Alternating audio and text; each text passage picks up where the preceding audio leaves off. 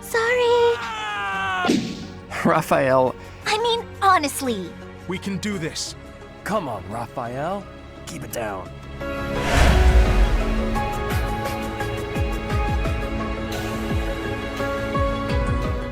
Hi y'all, it's me, Admiral Adorable. My voice isn't having the intro at the moment. Back here with 5 Month 3 Houses, our Verdant Assassin's Only run, where we just got a ridiculous amount of money from fishing, and off camera, I made the sudden decision of who I want my Shoes of the Wind to go to. Happy. For reasons of favoritism, but also for reasons of, I think she's been, often we leave her behind to like block something off because she's tank, and then want her suddenly at the front somewhere else. So I think this is a reasonable thing to do. Nice shoes. I gave you some sweet new kicks. You don't have to eat these this time. It's like one of the few presents I've given you that you do not actually have to eat. My, I have not saved since we beat Valia Torment. Just save that there. That was like 3 hours. Don't want to lose that.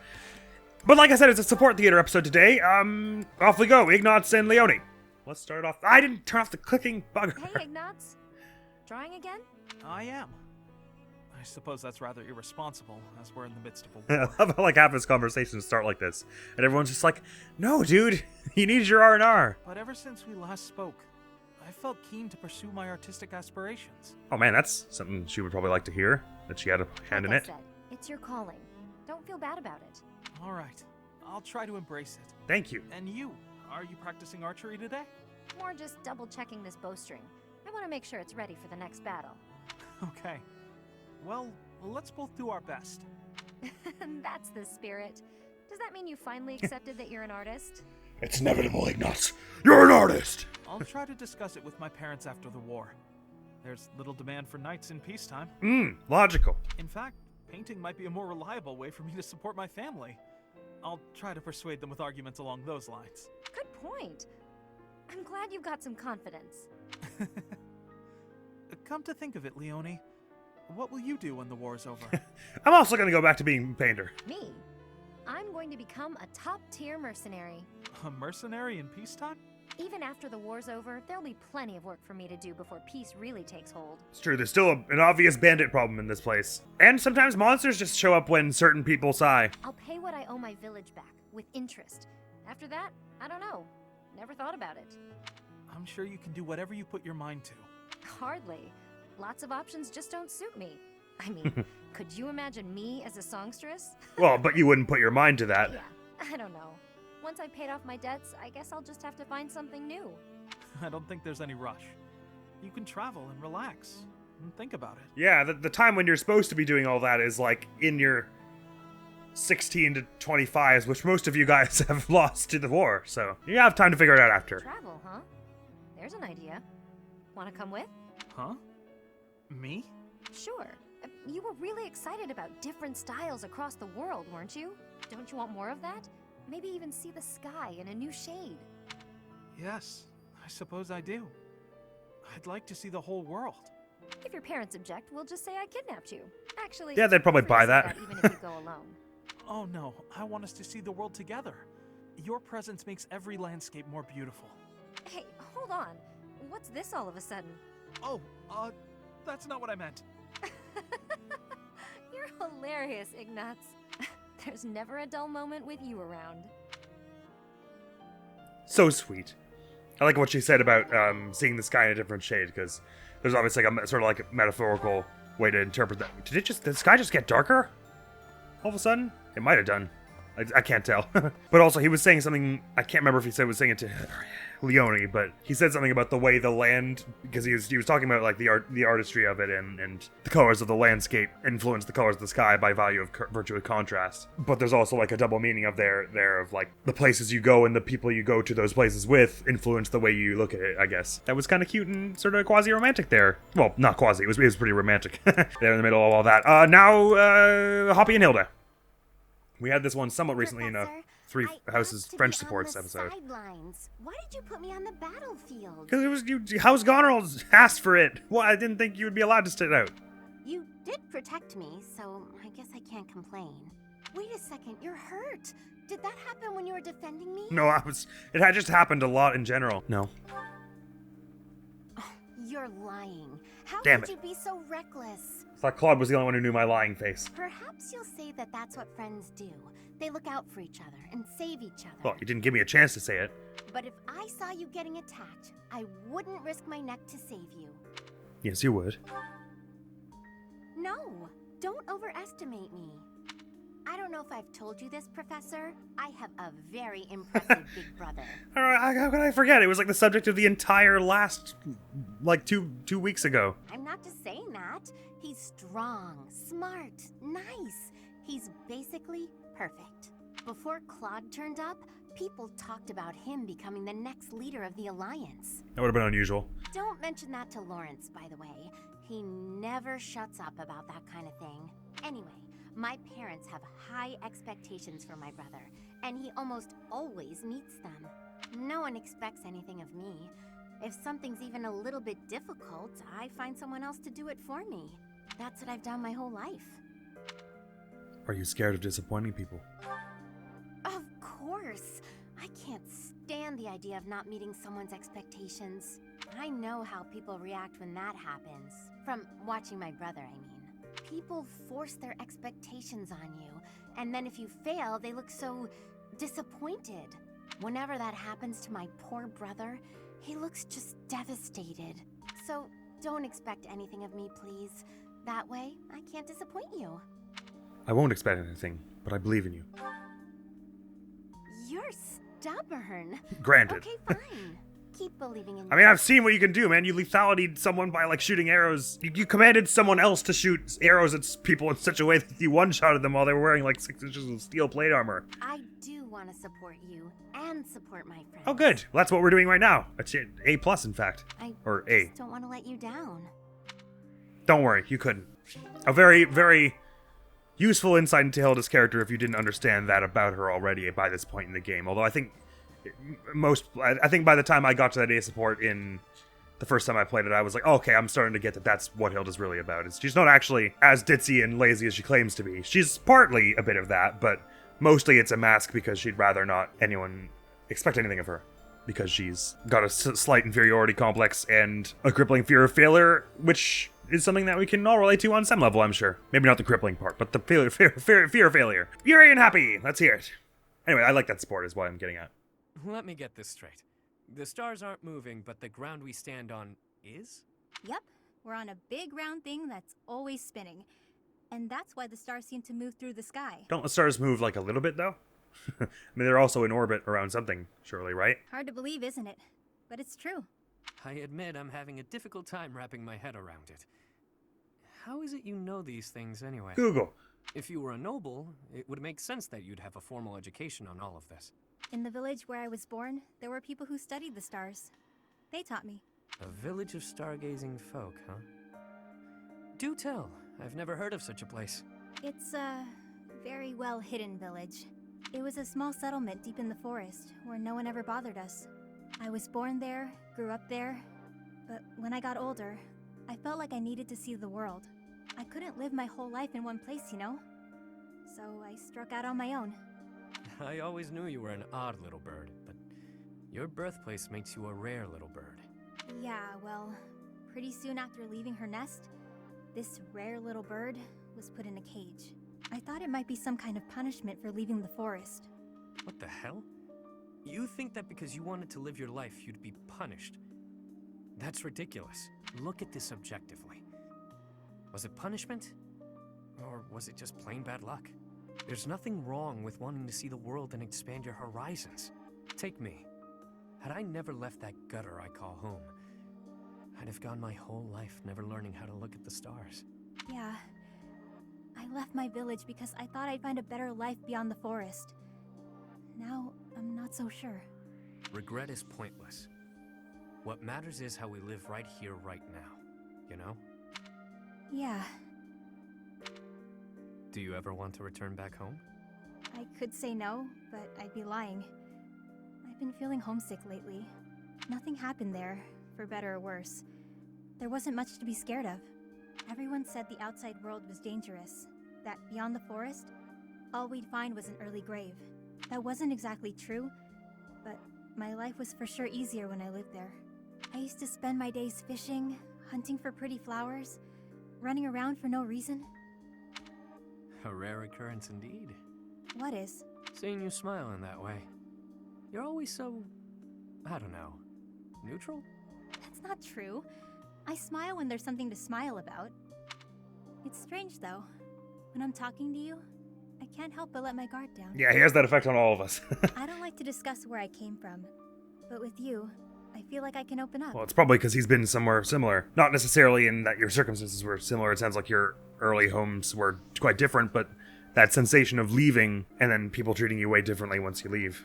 You know, I've been thinking a lot about my mom and dad lately. I wonder, are they even alive?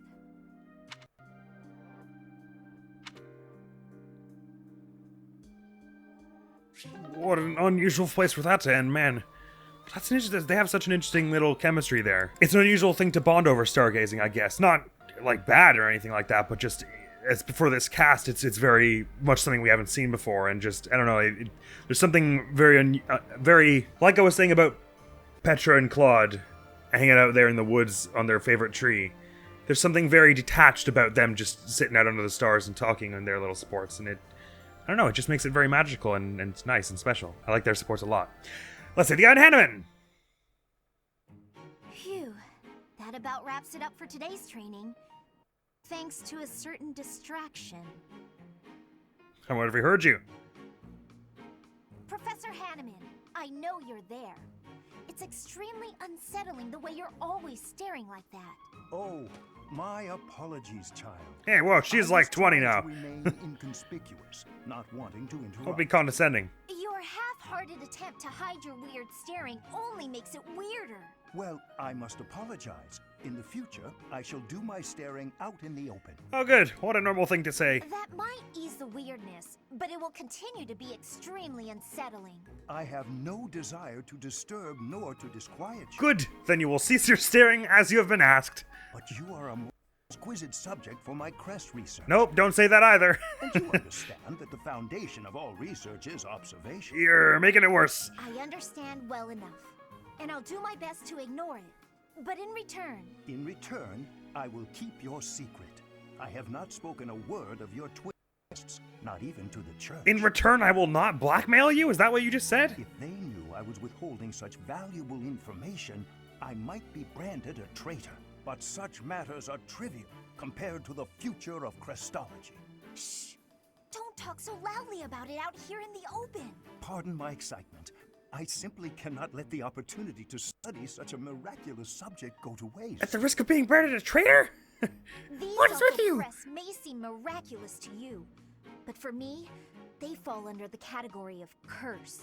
I hope one day you will share more about your tragic origins, whenever you have the time to recount it. Your tale may contain valuable information. These are horrible, horrible things to say with a smile on your face. You are utterly lacking in empathy. You know that? Even if you spent your entire life observing me, you'd never understand my feelings and all I've been through. Now, if you'll excuse me. I fear I may have made What does this maid do? Can you not Oh! I have no desire to trouble her, yet my research... Hanneman, please! No, no, bad look, Hanneman, bad look. Ignatz, take us somewhere nicer with Ingrid. Hey, Ignatz. What are you doing here? Hello? Oh, you're painting. What are you doing here? I could ask you the same. I did ask you the same. Anyway, I'm just visiting the cathedral. I must say, that painting is looking wonderful. Ah! Don't look! Don't look! How are you expecting to get no one looking at it when you're in the center of the cathedral? Why not? It really looks great. Really? I wouldn't lie. Let me have a look. Oh, If it sucked, I would've told you. St. Saros. I hope you don't think I was ignoring you. When I'm painting, I get totally absorbed. Of course not. My feelings aren't hurt so easily. What if you gave her a more edgy outfit? Shorten up her skirt or something. Excuse me? No! That would be improper.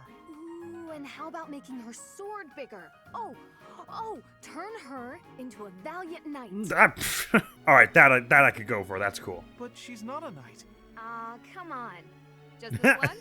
Ingrid out here commissioning Ignatz to make a risque magical girl profile picture for her Tumblr account. Huh.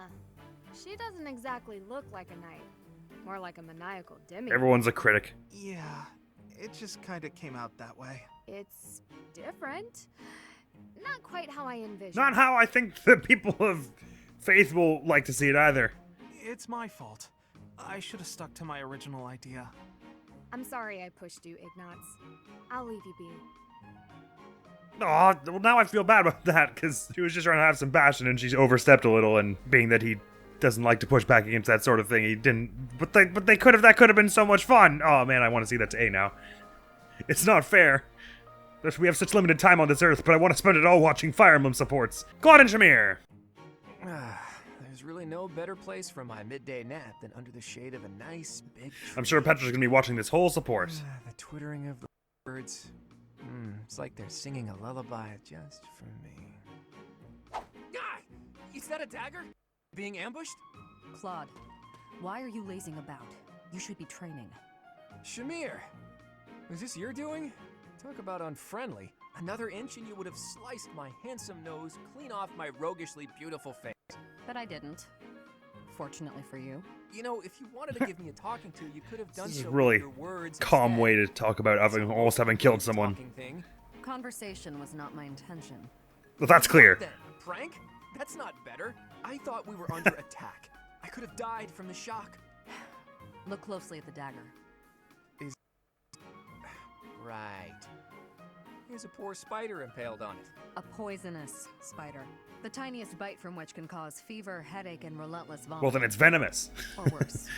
Yikes. I guess this little guy is more vicious than he looks. I don't think Claude was about to bite it. I noticed it descending towards your face. Ah, so you saved me from a certain doom. Well, in that case, I'm sorry for questioning your motives.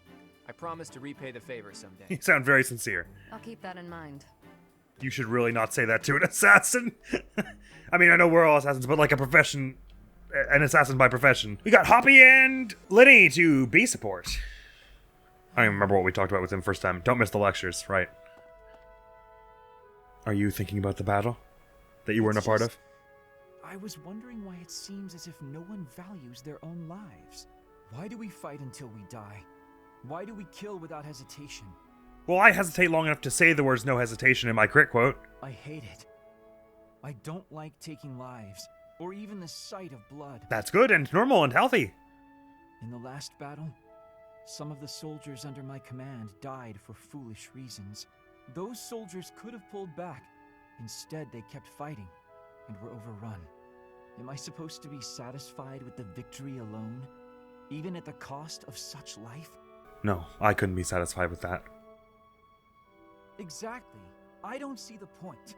There isn't one. That is the point. Right now, we're fighting to stop it all. And then try and build a world where it doesn't happen again. Honor? That's a foolish reason to give your life. Glory? Even worse. Just the thought frightens me. I'm not suited for battle, Professor. Most people aren't. Man, I don't like saying either of these, but I guess they're true. There are some fights you can't run from. I suppose that's the nature of the world, isn't it? Professor, you take the time to lead me and guide me like this every day. Could the reason be that you don't want me to die on the battlefield? Certainly, it's part of it. We'll make it through together. That's a bold statement, Professor. But for whatever reason, I want to believe. You really are a strange person, you know. I do know that. I have heard that. Professor, pretty reliably. I wish to ask something of you. Yes? I don't want to kill. I don't want blood on my hands. I just want to lie on my back and soak up the sun filtering down through the trees. And I want you to help me make a world where that's possible. Okay. Sure. Will do. You're benched anyway, so. I mean, I guess maybe the implication is that even if you're not sorting them in your main party, they're still off fighting somehow. But a noble sentiment, and absolutely one we should all aspire to keep in mind in such times, Linhart. Our primary motivation should always and forever be making sure that this has to happen less. And finally, Balthus and Hilda up to max support. Oh, what an interesting occasion.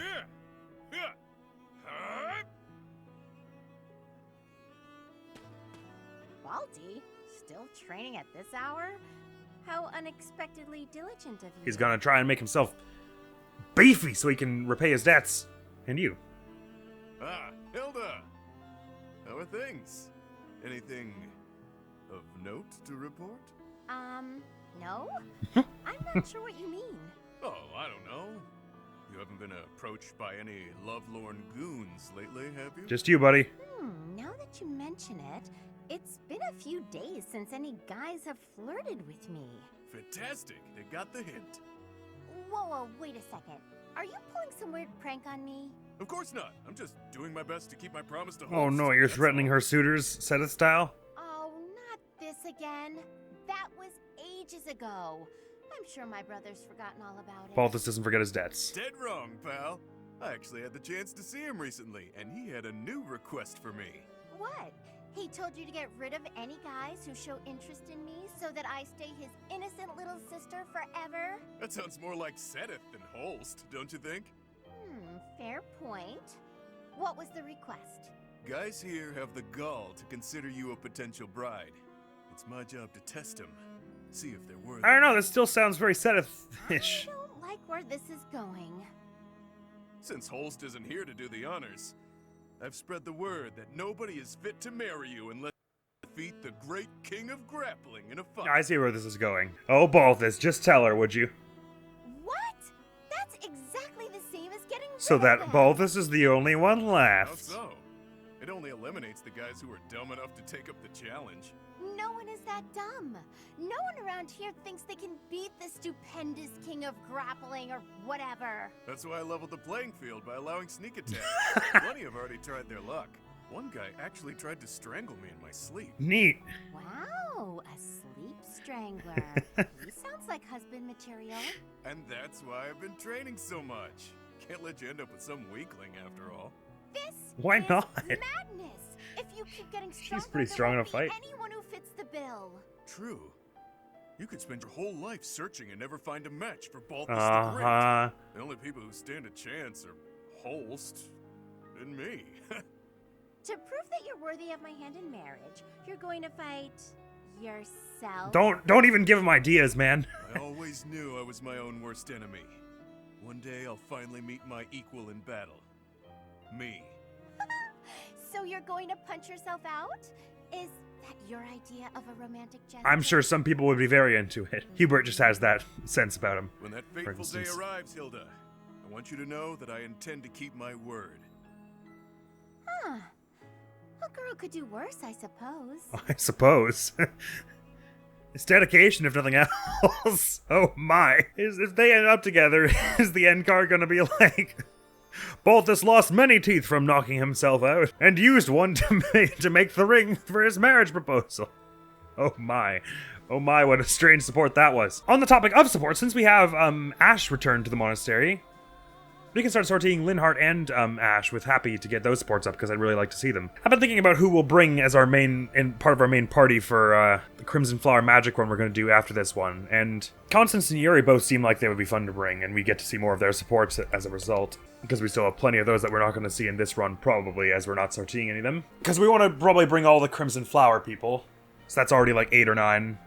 But then also, we probably want Mercedes, Annette, Lysithia, and that's already like bringing it more like 12 or 13. But then I'd probably also want at least 2 of the wolves, so we can start seeing more of their supports. Because we've already got a fair number of Balthuses, since he's got all these alliance connections. In this run, it's Yuri and Constance who have a bunch that we haven't really gotten to see, because they have some Empire connections and stuff. So maybe we go... I mean, if we're going to be playing on hard mode, it won't be quite as difficult anyway as this. So we can probably fit in a few more people into our main roster. So I'm thinking, yeah, like, all the Beagles, and then Mercy, Annie, Lysithia, Yuri, Constance? That might be our party for Crimson Flower. Anyway, that's a completely random tangent that I just went on. What a fun Sport Theater episode that just was. Sorry, is that guy? All the things in the guide still read as I haven't learned how to do them. That's funny. All the inter-house supports are always a little unique, it feels like, because the characters are from very different walks of life, being from entire different countries. And so they often don't actually have any kind of history together, and they can build it on something completely random, like Ignatz and Mercedes. It's about how she's kind of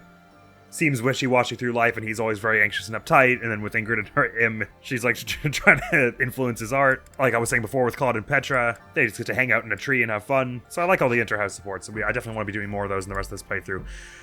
That is all for now, though. So, next time we play, we're going to be just, first of all, spending all those 9 points quickly, and then I suppose we'll rocket off into the rare monster sighting, and then maybe we'll also do that battle quest we got, taking care of business. We'll do our 9 activity points, taking care of business, and that challenging battle, rare monster sighting.